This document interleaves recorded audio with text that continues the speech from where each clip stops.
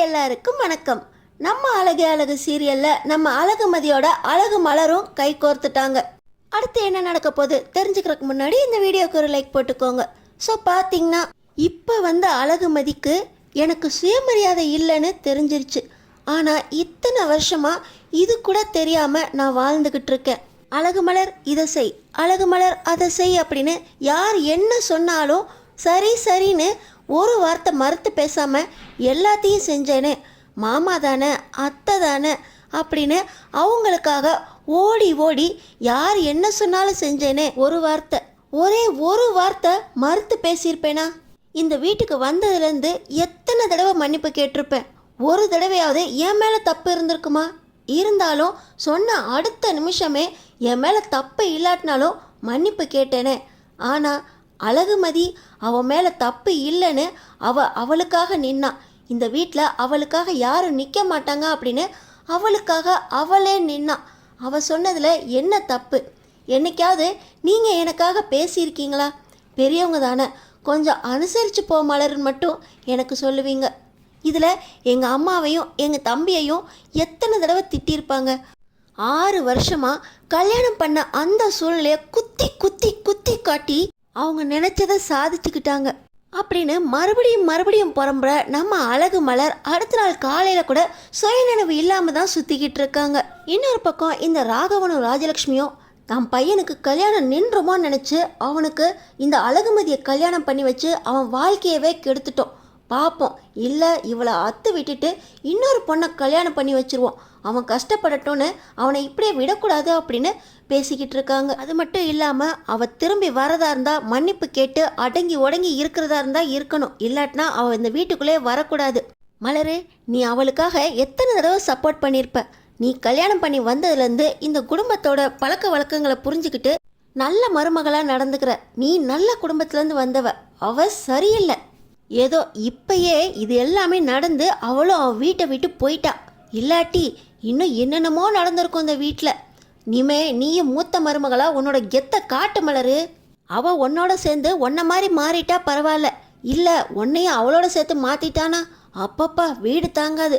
மலரு, நீ அவள்கிட்டருந்து கொஞ்சம் எட்டியே இரு அப்படின்னு ராகவனும் ராஜலக்ஷ்மியும் இந்த மலருக்கும் அட்வைஸ் பண்ணுறாங்க. ஆனால் நம்ம மலரு மதிக்காக எப்படி பேசுறது அப்படின்னு அப்பையும் வாயை திறக்காமலே இருக்காங்க. டே பாக்கியராஜ், நீயும் சுரேஷ் கிட்ட பேசுகிறேங்கிற பேரில் மதி நல்ல பொண்ணு, அவளை வீட்டுக்கு கூட்டிகிட்டு வான்னு சொல்லி அவளை கூட்டிகிட்டு வரும்படி பண்ணிடாத அப்படின்னு பாக்கியராஜுக்கு அறிவுரை சொல்ல, இப்போ பாக்கியராஜ், மலரு உன்னை ராகவி ஸ்கூலுக்கு வர சொன்னாங்கல்ல, மறந்துடாமல் 10 மணிக்கு போயிட்டு வந்துரு மலரு அப்படின்னு பாக்கியராஜ் சொல்ல, மலரு நிதானமே இல்லாமல் அவங்க பாட்டு உள்ளே போகிறாங்க. பாக்கியராஜ் கிளம்பி பேங்க்குக்கு போகிறப்ப கூட வழி அனுப்புறதுக்கு மலர் வரல. இன்னொரு பக்கம் பாக்கியராஜ் சொல்லிட்டு போனதுக்கப்புறம் சுரேஷுக்கு தங்கராஜ் கால் பண்ணுறாரு. அழகுமதியை அவங்க அப்பா அம்மா வந்து கூட்டிகிட்டு போயிட்டாங்களா? ஆமாம் மாமா, நீங்கள் செஞ்சதிலே ரொம்ப உருப்படியான காரியம், அவள் இங்கே வரவே வேண்டாம், அப்படியே அங்கேயே இருந்துக்கட்டும் அப்படின்னு சொல்ல, இப்படி நல்லா தான் பேசல, திடீர்னு பாசம் வந்து அவளை கூட்டிகிட்டு வந்துடாத. 1 வாரமோ 1 மாதமோ பக்கத்தில் இருக்கிறவங்க எல்லாருமே அசிங்கமாக பேசுகிறத கேட்டு அவங்க அப்பா அம்மாவே கொண்டு வந்து விடட்டும். நீயும் உடனே உள்ளே விட்டுறாத, கொஞ்சம் பிகு பண்ணு, அப்புறமா அவளை உள்ளே சேர்த்துக்கோ. அவள் வராமல் இருந்தாலே ரொம்ப நல்லது மாமா, வந்த கோவத்துக்கு அவளை 4 வாரம் அரைஞ்சிருப்பேன். இப்போ சுரேஷ் சொன்னதை கேட்டு, ஆமாண்டா இப்போ நல்லா தான் பேசுகிறா, ஆனால் அவள் இருக்கத்தில் மட்டும் பம்முன்னு பம்முற. நீ ஒரு போலீஸ்காரனா அவளை பொண்டாட்டி அடக்கி வைக்க வேண்டாம். கேவலம் பாக்கியராஜா அவன் பொண்டாட்டி மலரை அப்படி அடக்கி வச்சிருக்கான். நீ எல்லாம் அவள் வந்தால் மட்டும் வீட்டுக்குள்ளே சேர்த்துறாத, 1 மாதமோ 1 வாரமோ அங்கேயே இருக்கட்டும் அப்படின்னு தங்கராஜ் ஏற்றி விட, இப்போ இந்த சுரேஷ் ரொம்ப கோவமாக நம்ம அழகுமதிக்கு கால் பண்ணுறாரு. நம்ம அழகுமதி எடுக்கலாமா வேண்டாமா அப்படின்னு யோசிச்சு சுரேஷோட காலை அட்டன் மட்டும் பண்ணாங்க. பண்ணின உடனே, நீ எல்லாம் ஒரு பொண்ணாடி, இந்த வீட்டுக்கு மறுபடியும் வந்துடாத, உன் மேலே கொலை வெறியில் இருக்க, நேற்று தான் நிம்மதியாக தூங்குனேன், நீ ஒரு பேய், இங்கே மட்டும் வந்துடாத, உங்கள் அப்பா அம்மா வீட்லேயும் விரட்டினாங்கன்னா எங்கேயோ தொலைஞ்சு போ, நான் ஒரு போலீஸ்காரனாக இருக்கணும்னு நினைக்கிறேன், என்னை ஒரு கைதி ஆக்கிறாத, இங்கே வந்த உன்னை கொளுத்த நெரிச்சு கொன்னே போட்டுருவேன் அப்படின்னு சுரேஷ் பேசிக்கிட்டு இருக்கும்போதே செம கோவத்தோட நம்ம அழகுமதி கட் பண்ணிவிட்டு நேராக ட்ரெஸ்ஸை மாற்றிக்கிட்டு கிளம்பி போகிறாங்க. எங்கே போகிறாங்க? நம்ம சுரேஷோட அம்பத்தூர் போலீஸ் ஸ்டேஷனுக்கு தான் போகிறாங்க. இன்னொரு பக்கம் என்ன நடக்குது சுற்றி அப்படின்னு தெரியாமல் அங்கே இங்கேயும் சுற்றிக்கிட்டு இருக்க அழகு மலர் ராகவியோட ஸ்கூலுக்கு போயிட்டு வரும் வழியில் நம்ம அழகுமதியை போய் பார்த்துட்டு வருவோமா, அவளை வீட்டை விட்டு விரட்டிட்டாங்க. அவள்கிட்ட போய் பேசி கொஞ்சம் ஆறுதல் சொல்லிட்டு வரலாம் அப்படின்னு நம்ம அழகு மலர் நேராக அழகுமதி வீட்டுக்கே போகிறாங்க. அங்கே அழகுமதி கிளம்பி இருக்கும்போது மலர் வரதை பார்த்து, வாங்கக்கா, என்னங்கக்கா வந்திருக்கீங்க, இவ இருக்காளா இல்லை தொலைஞ்சு போயிட்டாளா அப்படின்னு பார்த்துட்டு வர சொன்னாங்களா அப்படின்னு நம்ம மதி கேட்க, அது மதி, நான் உன்னை பார்க்கலான்னு வந்தேன் மதி, நீ எப்படி இருக்கா அப்படின்னு மலர் கேட்க, நேற்று நைட்டு தானேக்கா விரட்டினாங்க, நான் எப்படி இருக்க போகிறேன் அப்படின்னு மதி பேசிக்கிட்டு இருக்கும்போதே மதியோட அம்மா காஃபியோடு வந்து, வாம்மா நல்லா இருக்கியா, உங்களையெல்லாம் நம்பி தானம்மா என் பொண்ணை அந்த குடும்பத்தில் கல்யாணம் பண்ணி கொடுத்தேன், என் பொண்ணை நல்லா பார்த்துக்கிறேன்னு சொன்னியேம்மா, இப்படி விட்டுட்டீங்களேம்மா அப்படின்னு நம்ம அழகுமதியோட அம்மா காஞ்சனா அழுக. அது அம்மா அது ஒன்றும் இல்லை அப்படின்னு நம்ம மலர் மென்று முழுங்க. நீங்களே அந்த குடும்பத்தில் எந்த அளவுக்கு அனுசரித்து போகிறீங்கன்னு எனக்கு தெரியும்க்கா, நீங்கள் எந்த கவலைப்பட வேண்டாம், என் வாழ்க்கையை எப்படி சரி பண்ணணும்னு எனக்கு தெரியும்க்கா அப்படின்னு மதி சொல்கிறாங்க.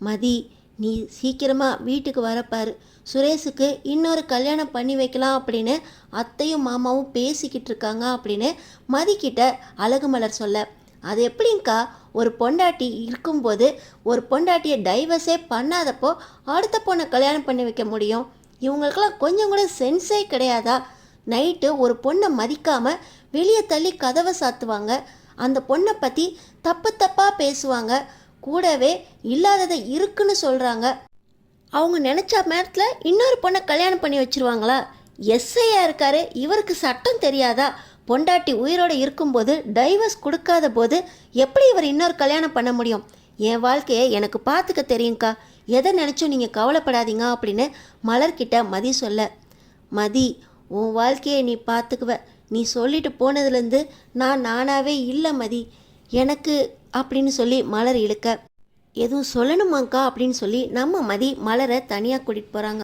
நீங்கள் அந்த வீட்டில் சுயமரியாதை இல்லாமல் இருந்துட்டீங்கன்னு சொன்னதுனால உங்களுக்கு கோவமாங்க்கா அப்படின்னு மதி மலர்கிட்ட கேட்க, நீ சொன்னதில் என்ன தப்பு இருக்கு மதி, இத்தனை வருஷமாக அந்த வீட்டில் என்னை எல்லாரும் ஆட்டி விட்ட பம்பரமாக சுற்றுன்னு சுற்றி விட்டாங்க, எல்லாத்தையும் சுற்றி நான் ஓஞ்சு போயிட்டேன் மதி, இனியும் இப்படி இருக்கக்கூடாதுன்னு நினைக்கிறேன், ஆனால் பழகி போச்சு மதி, என்ன பண்ணுறதுனே எனக்கு தெரியல அப்படின்னு மலர் நம்ம மதியோட கையை பிடிச்ச அழுக, உங்களுக்கு நான் ஒரு வழி பண்ணுறேங்க்கா, என் கூட வாங்க அப்படின்னு சொல்லி நம்ம மதி மலரையும் கையை பிடிச்சி ஸ்டேஷனுக்கு கூட்டிகிட்டு போகிறாங்க.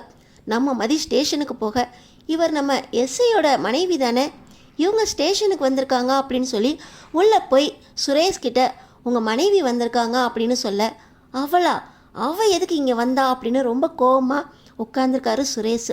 இப்போ நம்ம மதி உள்ளே நுழையிறாங்க. எஸ்ஐ சுரேஷ்கிட்ட நான் ஒரு கம்ப்ளைண்ட் பண்ணணும் அப்படின்னு சொல்லி மதி உள்ளே நுழைய எல்லாருமே ஒரு மாதிரி பார்க்குறாங்க சுரேஷ் ரொம்ப கோவமா உட்காரு அப்படின்னு சொல்கிறாங்க. எஸ்ஐ கம்ப்ளைண்ட் பண்ண வந்தவங்கள்ட்ட மரியாதையாக நடந்துக்கணும்.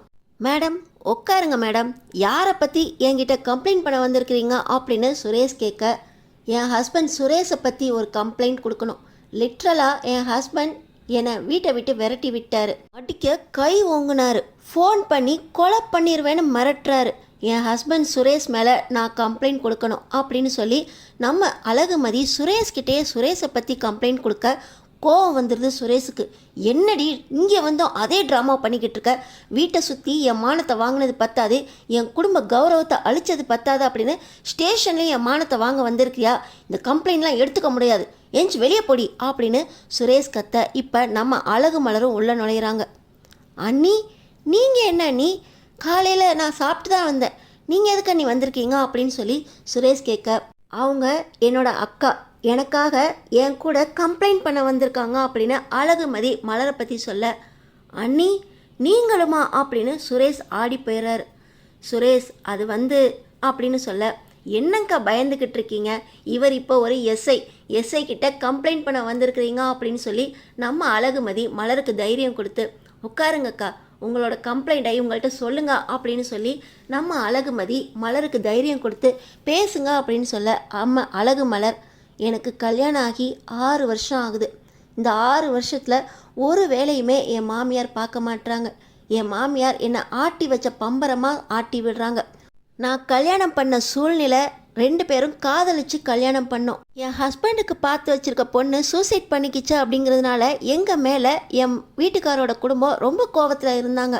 அதனால் அவங்க சொன்னதெல்லாம் கேட்டு அவங்க சொல்கிறதெல்லாம் சரி அப்படின்னு அப்போ தலையாட்ட ஆரம்பித்தேன். ஆனால் என்ன அவங்க கொஞ்சம் கூட மரியாதையாக நடத்தலை. மலரு ஃபேனை போடு, மலரு சார்ஜரை போடு, மலரு கண்ணாடி எடுத்துகிட்டு வா, மலரு சுடு தண்ணி எடுத்துகிட்டு வா, மலரு கை காலை அமுக்கி விட அப்படின்னு ஒவ்வொரு வேலையாக என்கிட்ட வாங்குறாங்க. நேற்று கூட பக்கத்தில் இருந்த தண்ணியை எடுக்கிறதுக்கு கிச்சன்லேருந்து என்னை கூப்பிட்டாங்க. இதை கூட எடுத்துக்க முடியாதா அப்படின்னு நான் யோசிச்சுக்கிட்டு வரும்போது என் குழந்தை என்னையே என் பொண்டாட்டி பேச்சை கேட்காதீங்க, அப்பா அப்பாட்ட திட்டு வாங்குவீங்க அப்படின்னு என்னையே பேசுகிறாரு. எனக்கு அப்போது எங்கேயாவது போய் முட்டிக்கலாமான்னு இருந்துச்சு சுரேஷ் அப்படின்னு நம்ம அழகு மலர் அழுக. அக்கா சொல்ல வந்ததை சொல்லிருங்கக்கா, அப்போ தான் ஒரு சிலர் மண்டையில் வீட்டில் என்ன நடக்குதுன்னு உரைக்கும் அப்படின்னு சொல்லி நம்ம மதி பேசிக்கிட்டு இருக்கும்போதே சொல்லிடுறேன் மதி அப்படின்னு சொல்லி மறுபடியும் மலர ஆரம்பிக்கிறாங்க. நேற்று கூட என்னோட குழந்தை பொண்டாட்டியை என் மாமியார் ரொம்பவே கொடுமை பண்ணாங்க. என்னவோ குழந்தை பொண்டாட்டி என் மாமியாரை ரொம்ப தப்பாக பேசின மாதிரி ஒரு நடிப்பு நடித்தாங்களே. என் குழந்தை பொண்டாட்டி தப்பாக ஒரு வார்த்தை கூட பேசலை. என் மாமியார் தான் முதல்ல என் குழந்தை பொண்டாட்டியை உங்கள் வீட்டில் ஒன்று சரியாகவே வளர்க்கலை, எதுவுமே சொல்லி கொடுத்து வளர்க்கலை அப்படின்னு தப்பாக பேசினாங்க. அதுக்கப்புறம் தான் உங்கள் பிள்ளைக்கு சின்ன பிள்ளை மாதிரி எல்லாத்தையும் செய்ய வேண்டி இருக்கா அப்படின்னு உங்களுக்கு வளர்க்க தெரில அப்படின்னு ஒரே ஒரு வார்த்தை பேசினதுக்கு நெஞ்சுவலி வந்துருச்சு அப்படின்னு பிள்ளைய வீட்டுக்கே வர வச்சு அந்த பொண்டாட்டியை கழுத்தை பிடிச்சி வெளியே தள்ளுற அளவுக்கு நெஞ்சுவலி நாடகம் போட்டாங்க. அவ்வளோ நேரம் நெஞ்சு வலிக்குதுன்னு சொன்னவங்க ஹாஸ்பிட்டலுக்கு கூட போகலை. அண்ணி என்ன பேசிக்கிட்டு இருக்கீங்க, அம்மாவை பற்றி தப்பாக பேசிக்கிட்டு இருக்கீங்க, அம்மாவுக்கு நெஞ்சு வலி வந்தது உண்மைதான் அப்படின்னு சுரேஷ் சொல்ல, இல்லை சுரேஷ் உனக்கு தெரியாது, நான் பக்கத்தில் இருந்து ஹாஸ்பிட்டலுக்கு போகலாம் வாங்க அத்தை, மெடிக்கல் ஷாப்பில் மாத்திரை வாங்கிட்டு வரேன் அத்தை, சுடு தண்ணி ஏற்றுட்டு வரேன் அப்படின்னு சொல்கிறேன், ஆனால் என் புள்ள வந்தால் தான் நெஞ்சு வலி சரியாகும்னு சொல்கிறாங்க. இதையெல்லாம் உண்மைன்னு எப்படி சுரேஷ் நீ நம்புற அப்படின்னு மலர் கேட்குறாங்க. அண்ணி நீங்களும் இவ பக்கம் சாயாதீங்க அண்ணி அப்படின்னு சுரேஷ் சொல்ல, இல்லை சுரேஷ் உண்மை பக்கம் இருக்க, உண்மை இப்போ தான் புரியுது.